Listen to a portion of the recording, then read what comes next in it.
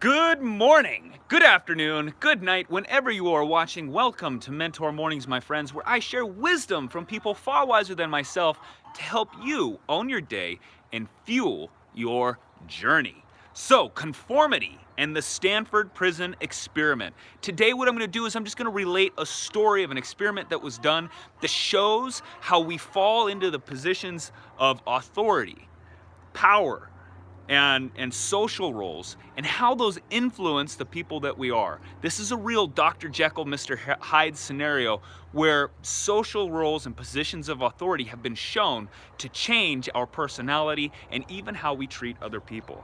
So in 1971, there was a Stanford professor by the name of Philip Zimbardo, and he conducted what is now known as the Stanford Prison Experiment. So what they did is they put an ad out in the paper asking people to be part of a prison life experiment. And there were about 90 respondents. And after going through and interviewing them and removing people who had, past histories of drug abuse or psychological issues, they narrowed it down to 24 students. And what they did is they selected randomly prisoners or students that would be prisoners. They would play the role of prisoner, and a student that would play the role of the guard. And this was really interesting. The new prisoners, the ones that were selected to be the prisoners, woke up one morning unexpectedly to a police car in the driveway. They were arrested, put a spread eagle on the car, searched, arrested, brought back, went through the process of being booked, fingerprinted, and then they were forced into isolation, meaning that the study had built an entire prison complex, or a prison complex. They brought in consultants, they designed prison cells with beds, their yard where they were able to move and exercise and socialize was a long corridor. They had one bathroom, so they did their best to simulate a prison type environment. The students were then put through this humiliation process. And all of this was designed to simulate what it's like to really go to prison. So the students were put through this process of humiliation where they were stripped naked, they were sprayed and deloused with a chemical in order to convey the belief that they had lice or something of that nature and they needed to be cleaned. Then they were put into certain prison garb, meaning they were put inside of basically what's like a short dress with no undergarments. And a chain was wrapped around their leg to remind them constantly of why they were in there, or that they were in there. There was no escaping the association to what was happening. Like they'd roll over in the night and the chain and lock would hit their leg and wake them up and remind them of where they're at. So each prisoner was given an identification number, and this was to strip them of their individuality, of their identity with who they were, and to instead move them into the idea that they were in prison and they were prisoner 819 or whatever. So the guards were given no formal training, no education into how to be the guards. They were just told of the severity of the situation and the level of danger that existed if doing what they were doing. They were given big dark sunglasses to help hide emotion and to create anonymity from the prisoners. So they've all fell into their roles. The prisoners feel isolated. They've been put through they've been isolated. They feel humiliated. They're probably a little stressed out, wondering what the heck is going on. And the guards have played their roles, and they're there. Now on day 2, the prisoners and the guards, they're coming together. They're starting to realize what their roles are. Like, are they really prisoners? Are they, or are they still students at this point? Well, on day 2, the prisoners form a rebellion. And so the guards are forced to make the shift between just students to authority figures. Because now these prisoners, the new prisoners, are trying to rebel and they're not following the orders or the instructions. And so these prison guards have 2 options. One is they can kind of sit back and be like, hey man, this is just an experiment. Or 2, I am the prison guard. I am the authority figure in this situation. What they found is the guards fell into the role of authority almost immediately. And so they went about trying to regain control of the crowds, all the guards came together and they started messing with the prisoners with psychological type experiment or psychological type warfare. And so what they did is they separated prisoners according to who was good and who was bad. They created division amongst them and lack of trust by some of them being informants and giving special privileges to the ones who helped out, and then reintroducing them back into the crowds. And when the consultant came in and saw what the guards were doing, he said, hey, that's the way that it really works when you're inside prison. This is how they operate. This is what they do. And especially, at least during the time that this experiment was going, is they used race to divide the prisoners. They used race to create disharmony amongst the prisoners. So, all right. So the consultant, yeah, I talked about that. Okay, so at 36 hours, one of the prisoners just completely broke down. Like he couldn't handle it. He couldn't gut it. And even though, you know, the consultant came in and said, hey, like this is nothing compared to where I was when I was in prison, tried to help pull him together, he wouldn't do it. So they realized that they had to release this guy.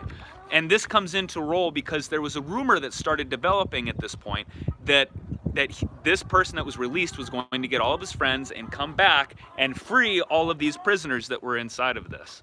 And this is interesting because at this point, like what the heck was his name? Philip Zimbardo, he had shifted from the role of being a research scientist to a prison superintendent. And he made this switch unconsciously. He went to the local sheriff and asked if they could use the prison to house the students in, and was denied.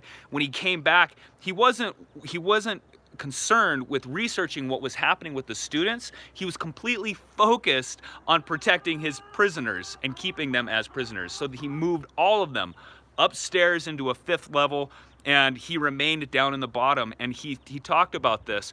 One student who was interested, who heard about the experiment, was interested, came in and said, hey, you know, like, where is this, the free, or the, oh, what do they call it? I'm trying to think. Where is this, like, the free aspect of this, this experiment, the neutral aspect of the experiment? And the professor got very frustrated in that point. You know, like here he's trying to organize and protect his prisoners and take care of all that, and suddenly he was confronted with the fact, hey, this is a research experiment, right? Like you are doing research. The reason that this is important, or why it's worth mentioning, is because he had completely fallen into the role of prison superintendent and had completely disassociated with the idea that he's there as a research scientist. And this wasn't something that he noticed or realized until afterwards. And so things just started devolving from this point. It got to the point where prisoners started judging other prisoners, like, you're a good prisoner or you're a bad prisoner, and they would join together and they would condemn the prisoners who didn't fit the roles. If one was trying to if one was rebelling too much, that person was shunned by the group, even though he was demonstrating for the actions of freedom for his fellow prisoners. They would condemn him as a bad prisoner. There were, you know, the guards started taking on more and more sadistic roles where they were, you know, stripping the prisoners naked, and they were abusing them. They were restricting bathroom access. They were forced to urinate and defecate inside of their cells. I mean, they were restricted from food. They were put into solitary confinement. I mean, all of it was just devolving into this mess where all of these former just students were now falling into the roles of prisoners and prison guards. And so all of this happened in just 6 days. This was supposed to be a 2-week experiment. And at 6 days, they had to cut it short, because that's how quickly the situation devolved and the people fell into the roles of who they were playing. So the post-examination of the prisoners revealed that within 2 days, the line blurred between their individuality and the prison number that they were given. The line blurred between those two things. And Philip Zimbardo, this is a quote that he said, "How we went about testing these questions and what we found may astound you. Our planned 2-week investigation into the psychology of prison life had to be ended after only 6 days because of what the situation was doing to the college students who participated. In only a few days, our guards became sadistic and our prisoners became depressed and showed signs of extreme stress." And when I go through and we share that story, we can look at those things that happened to these prisoners inside of this experiment, and we can apply it maybe to some of the stuff that we're seeing today. You know, isolation, forced isolation and separation. We're seeing that today. The humiliation of having, and the reminder of having to wear a certain garb that reminds us of who we are and what that identifies. When we wear a mask, what does that identify? What is that saying? It's saying, I don't trust other humans around you. We are inherently dirty. We are inherently dirty.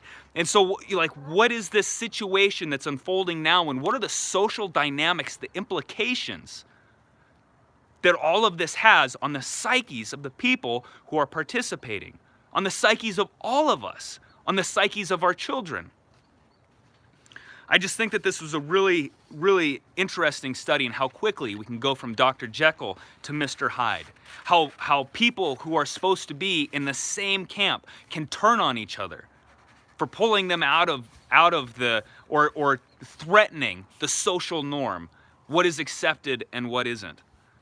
Anyway, guys, this is called the Stanford Experiment. If you want to learn more about it, there's plenty of information. There's even a movie that was made, I believe, in 2005-ish that went back and reviewed the Stanford Experiment and the implications. You can go further into it and see video footage from the experiment and from those times. If you appreciate this video, please hit that thumbs up button, share if you feel it's worthwhile, and subscribe, my friends, if you are not already, for Mentor Mornings. Until tomorrow, my friends, rise unconquered.